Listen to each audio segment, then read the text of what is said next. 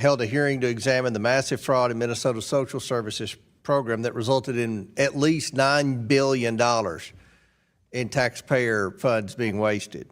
Much of this fraud occurred because there were no proper safeguards put in place to prevent fraud before the funds were paid. There was also too little oversight on how the money was used once it went out the door to recipients. During the Biden administration, Democrats rushed out federal funds with virtually no safeguards, resulting in massive theft of taxpayer dollars. Republicans repeatedly warned that the absence of guardrails would invite waste, fraud, and abuse. Picture a system that can track your package across 3 states in real time, but somehow loses track of billions of taxpayer dollars after they're sent out the door. That contrast is what sits underneath this hearing. Not a mystery crime, not a sophisticated heist, but a failure of basic controls in programs that were supposed to help people and instead became open lanes for fraud. Before the names and titles matter, the stakes do.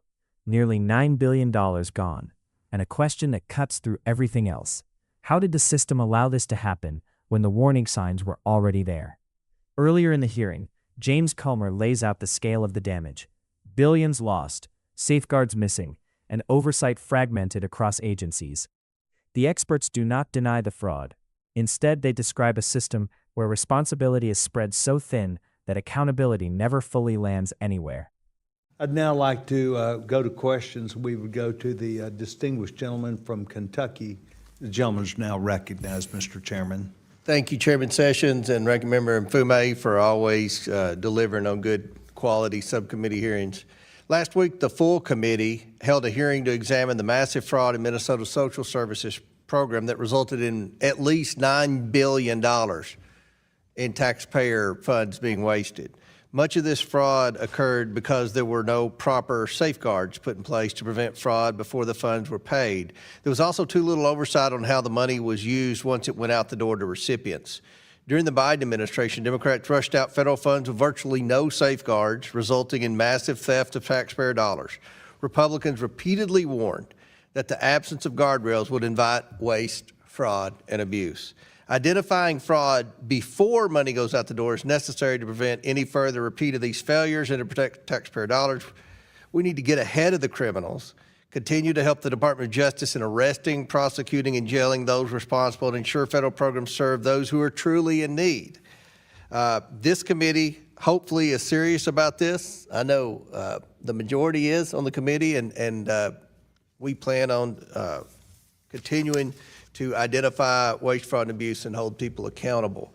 My first question for Mr. Diefenbach, how could PRAC tools and analysis have been used to stop the large identity and eligibility schemes that defrauded programs in Minnesota? Thank you, Chair Comer, and again, thank you for your support. The hallmark of most fraud schemes is that people hide information. So leveraging data analytics allows us to see patterns, trends, anomalies, hidden connections, to shine a bright light on what's actually happening. That is the path forward. So we have to assemble the right data, the right team, the right tools, which we already have at the PRAC, thanks to your support. We just need to think more about the jurisdiction of how we're employing those tools, but data is the solution, absolutely. Okay. Ms. Miskell, given the Treasury's the last stop before payments from federal programs get executed, what authorities would help the department identify and stop high-risk payments for additional agency review? Thank you, Chair Comer. We are, as I mentioned, implementing a number of payment verification processes. So we're applying the technique of trust but verify, doing some basic checks before agencies can certify a payment.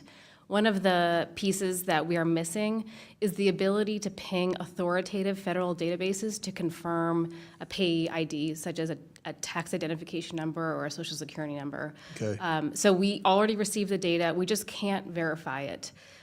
So there are a number of databases that would help. Well, how does Treasury partner with states to prevent fraud in state-administered federal benefits programs? Are there ways that Treasury could increase or enhance their assistance? And I'm sure Minnesota wants no assistance based on what I've determined thus far in our investigation. But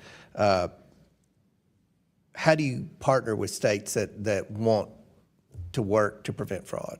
Thank you, Chair Comer.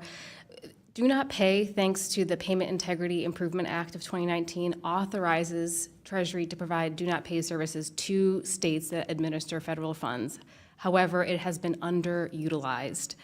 We think that it can be part of a multi-layered approach. So things like do not pay before a state issues payments to subrecipients would be very useful. We can also work to address some of their common challenges by adding additional data. We know this works. This hearing isn't really about Minnesota or one program or one agency. It's about a government that knows how fraud happens, has tools to detect it, and still operates in a structure where no one fully owns the outcome. When billions can disappear because verification is optional and authority is fragmented, the problem isn't a lack of knowledge, it's a lack of consequences, and that's what makes this issue bigger than any single name in the room.